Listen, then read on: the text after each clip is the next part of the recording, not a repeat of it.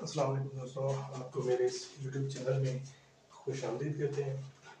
आज हम शुरू करेंगे English basic grammar. Basic grammar में हम सीखेंगे आज सेंटेंस मेकिंग। तो क्लास को शुरू करने से पहले मेरी आपसे रिक्वेस्ट है कि मेरे इस चैनल को लाइक, सब्सक्राइब और शेयर ज़रूर करें ताकि अपने दोस्तों तक भी इसको पहुंचाएं, ताकि उनका भी भला हो सके और मेरा भी मेहनत जो है वो आप तक पहुंच सके। ठीक है, तो हम इस चीज़ को आज शुरू करेंगे, लेकिन काम शुरू करने से पहले अपना क्लास शुरू करने से पहले रिक्वेस्ट है कि मेहनत और लगन के साथ हमारे साथ जुड़े रहिए, ताकि ये आपके लिए भी फ़ायदा है। क्योंकि एक चीज़ सीखने का अमल होता है ना, वो सीखने का अमल तब आप मुकम्मल कर सकते हैं जब तक आप जुड़े रहते हैं आखिर तक। वीडियोस जो भी है उनको मुकम्मल वॉच किया करें, जो नॉलेजेबल वीडियोस हैं, ख्वाह मेरी मेरी ना हो, किसी और की भी हो, जो भी हो, लेकिन उसको पूरा वॉच करें। और उसके अलावा जो है ना, मेहनत के साथ जुड़े रहें, लगन के साथ जुड़े रहें। तो आज हम शुरू करेंगे सेंटेंस मेकिंग। सेंटेंस मेकिंग में हमारे पास एक फार्मूला आता है। हम सेंटेंस जुमला बनाने के लिए एक फार्मूले का इस्तेमाल करते हैं। उस फार्मूले के तहत ही हम आगे जाके सादा जुमला, फिक्रात, ये सारा कुछ हम बनाने की अहलियत रखते हैं। ठीक है, सीख पाते हैं, यानी ये चीज़ें हम सीखते हैं तभी जाके हम आगे कुछ ना कुछ सीख जाते हैं। ठीक है, तो हमारे पास सब्जेक्ट आता है पहले, फिर वर्ब आता है, फिर ऑब्जेक्ट आता है। आज हम सीखेंगे सब्जेक्ट के बारे में, सब्जेक्ट और वर्ब के बारे में, फिर ऑब्जेक्ट के बारे में। ये क्लास पूरा इनके हवाले से होने वाला है। ठीक है, तो आपको बारी बारी में समझाऊंगा, आपको एक एक चीज़ के बारे में समझाऊंगा कि सब्जेक्ट क्या है। आइए सब्जेक्ट को आज सीखते हैं, क्योंकि हमारे जो फार्मूला है, हमारे जो कुलिया है, उसमें पहला नंबर आता है सब्जेक्ट का। तो आइए सीखते हैं। सब्जेक्ट बेसिकली होता है जुमले में काम करने के किरदार को कहते हैं, काम करने वाले अमल को हम सब्जेक्ट कहते हैं। ठीक है, इसको हम डिस्क्राइब इस तरह करते हैं कि ए वर्ड और a phrase which shows who और what does the action in a sentences. इसका मतलब है कि कोई भी, मतलब फिक्रा हो, जुमला हो, सवालिया, सॉरी, आपके सादा जुमले हों, जिसको हम इस जुमले बनाने में सब्जेक्ट का अहम किरदार होता है। सब्जेक्ट यानी कि जुमले में काम करने वाला कौन है, ये इस चीज़ को जाहिर करता है कि काम कौन कर रहा है जुमले में, फिक्रे में, सेंटेंस में, कि भाई काम करने वाला अमल कौन जाहिर कर रहा है। हम उस चीज़ को सीखेंगे आज। सब्जेक्ट हमें इस चीज़ सब्जेक्ट जब हम सीख लेते हैं, सब्जेक्ट के बारे में पढ़ते हैं जब भी, तो हमें पता चलता है कि ये कहते हैं काम करने वाले अमल को। ये कहते हैं करने वाला, कोई भी हो काम करे, क्या काम करे, कुछ भी काम करे, कुछ भी हो सकता है उसमें, नाम हो सकता है, आपकी और चीज़ें हो सकती हैं। ठीक है, तो सब्जेक्ट बेसिकली बेसिकली इसका किरदार है फिक्रे में काम करने वाले अमल को जाहिर करना, या काम करने वाला कौन है, उस चीज़ को, उसकी पहचान। ठीक है, आइए मिसाल के तौर पर मैंने 3 सादे जुमले लिखे हैं, उनको देखते हैं कि इसमें सब्जेक्ट कौन सा है। अब इसको पढ़ते हैं, मैं खाना खाता हूँ। मैं खाना खाता हूँ, अब खाना खाने का जो अमल है वो कौन कर रहा है, क्योंकि सब्जेक्ट हमें बताता है काम करने वाला। अब हमें ये ढूंढना है इस जुमले में काम करने वाला कौन है, इस जुमले में जो है काम करने वाला अमल किससे जाहिर हो रहा है। तो हमें मैं खाना खाता हूँ, जाहिर सी बात है खाना कौन खा रहा है, खाना किससे खाया जा रहा है, खाना कौन खा रहा है, मैं। ये जो मैं लफ्ज है ये जाहिर करता है कि मैं सब्जेक्ट, मैं जो है यहाँ पे सब्जेक्ट है। अगले इसको देखते हैं कि घोड़ा घास खाता है। अब घोड़ा घास खाता है, घास किससे खाया जाता है, घोड़े से, यानी घास पर काम कौन कर रहा है, खाने का अमल कौन कर रहा है, घोड़ा कर रहा है। ठीक है ना, घोड़ा कर रहा है। अच्छा, अगले फिक्रे में चलते हैं कि बच्चे स्कूल में पढ़ते हैं। जाहिर से बात है कि स्कूल में पढ़ने का अमल कौन कर रहा है, बच्चे कर रहे हैं। तो बच्चे हमारे क्या हो गए, सब्जेक्ट। यहाँ पे हमें इसमें सब समझ आ गई है कि ये जो बच्चे हैं ये हमारे सब्जेक्ट कहलाएंगे। ठीक है, यहाँ इस फिक्रे में घोड़ा, इसमें मैं, यानी ये तीनों चीजें अगर हम देखें तो ये हमारे काम करने वाले हैं। हम 3 चीजों को देखें तो ये बेसिकली काम करने वाले हैं, और बेसिकली काम करने वाले जुमले में जो काम करने वाला अमल होता है वो कौन करता है? सब्जेक्ट करता है। यहां तक आपको क्लियर है? ये यहां तक आपको क्लियर हो गया? आई होप कि आपको इस चीज़ के बारे में समझ आ गई होगी। अभी हम चलते हैं अपने नेक्स्ट उसकी तरफ। सो गाइस, हमने सब्जेक्ट सीख लिया, अभी हमें सीखना है वर्ब। अब हमें इस चीज़ में, इस जुमले में हमें ये फाइंड आउट करना है कि इसमें जो है वर्ब कौन सा है। अभी हमें सब्जेक्ट का पता चल गया है, लेकिन हमें वर्ब का पता नहीं है, ऑब्जेक्ट का भी पता नहीं है। तो हम अभी सीखेंगे वर्ब। वर्ब को कैसे फाइंड आउट करेंगे इस जुमले के अंदर। तो वर्ब जो है बेसिकली कहते हैं काम को, हालत को, या काम को, या कोई काम हो रहा हो। अब देखें क्या हो रहा है, किस चीज पे काम हो रहा है, किस कौन सा काम हो रहा है, कौन सा अमल हो रहा है। तो यहाँ पे लिखा है कि मैं खाना खाता हूँ। अब जो खाता हूँ ना, ये जो खाने वाला अमल है ना, ये एक्शन है, ये एक एक्शन है। ये इस चीज को जाहिर कर रहा है, हालत को भी जाहिर कर रहा है, एक्शन को भी जाहिर कर रहा है, वजाहत भी दे रहा है ताकि समझ भी आ जाए कि भी असल में जुमले में काम क्या हो रहा है। खाने का अमल हो रहा है। किस चीज का हो रहा है? खाने का अमल हो रहा है। क्या खाने का अमल हो रहा है, ये हम आगे चल के ऑब्जेक्ट में सीखेंगे। ठीक है, तो वर्ब का बेसिकली काम है जाहिर करना किसी हालत, जगह या किसी चीज को बेसिकली जाहिर करता है, किसी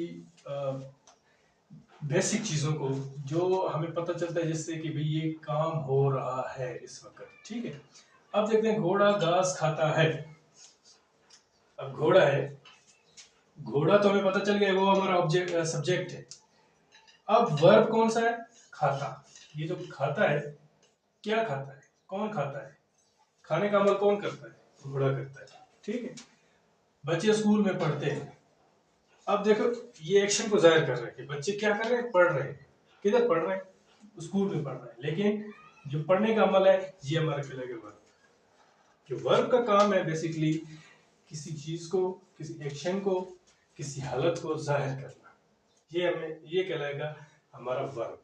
आई होप कि आपको वर्ब के बारे में, वर्ब की डेफिनेशन, वर्ब के थोड़े बहुत 3 मैंने जुमले दिए उनके बारे में आपको पता चल गया होगा।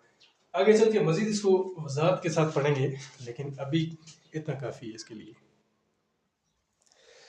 सो गाइज, हमने सब्जेक्ट सीख लिया, वर्ब सीख लिया। अब उसके बाद हम सीखेंगे आज अभी ऑब्जेक्ट। ऑब्जेक्ट का जो किरदार है हमारे इस कुलिये में तीसरा और अहम जो कुलिये का जो एक स्ट्रक्चर का हमारा एक हिस्सा है ऑब्जेक्ट, जिसे हम जाहिर करते हैं। इसका जो मतलब है, मीनिंग है, वो है कि जिस चीज़ पर काम हो रहा हो। अब काम कहाँ पे होता है?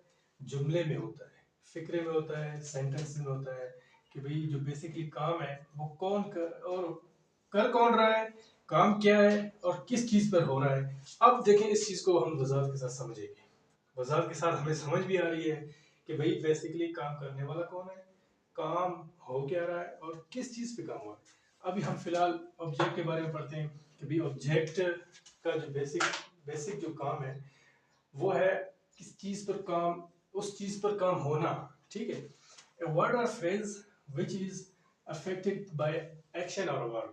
इसका मतलब ये कि एक वर्ड या फ्रेज जो वर्ब की वजह से, जिस पर वर्ब या कोई एक्शन हो रहा हो जिससे वो मुतासिर हो रहा हो।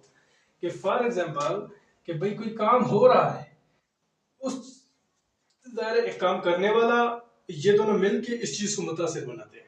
ये आपका सब्जेक्ट और वर्ब मिलके ये ऑब्जेक्ट पे असर डालते हैं, उस पे काम करने वाला अमल डालते हैं। ये बेसिकली इनका काम यही है। तो ऑब्जेक्ट के ऊपर जो है वर्ब का जो अहम एक्शन होता है वो ऑब्जेक्ट के ऊपर असरअंदाज होता है।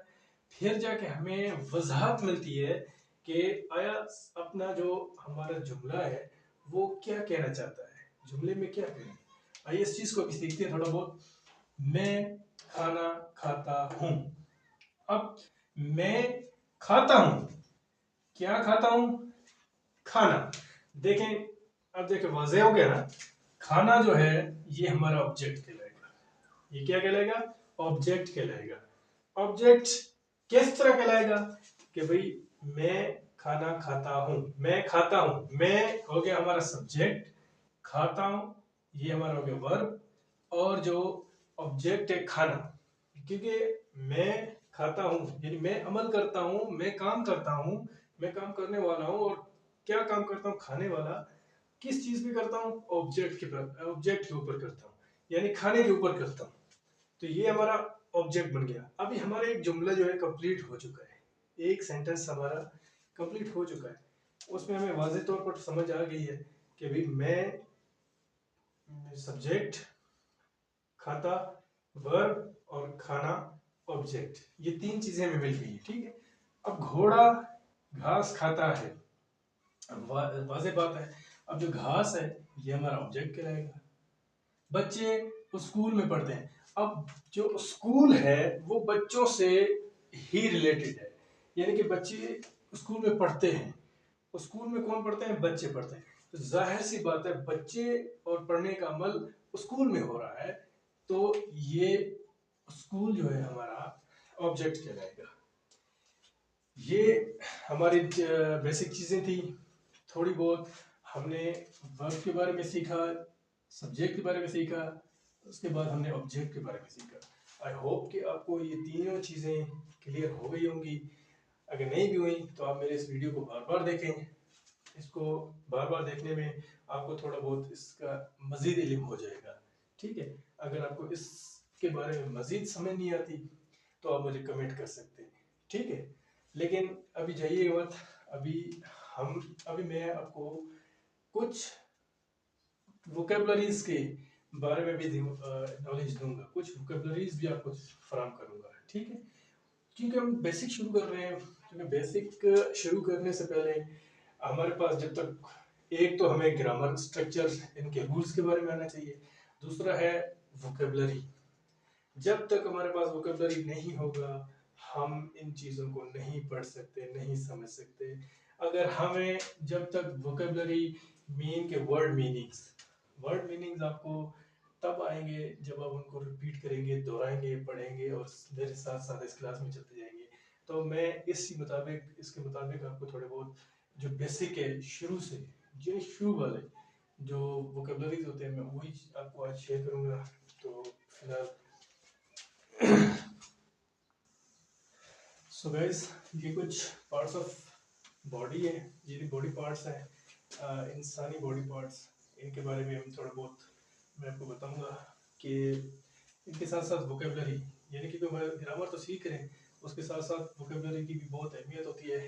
वोकेबलरी सीखना वो भी इतना इंतहाई ज़रूरी है जितना हम अपना वो सीख रहे हैं, ग्रामर रूल सीख रहे हैं। ठीक है। ग्रामर रूल के साथ साथ वोकेबलरी की भी बहुत अहमियत होती है। तो हमारे पास कुछ वर्ड्स हैं।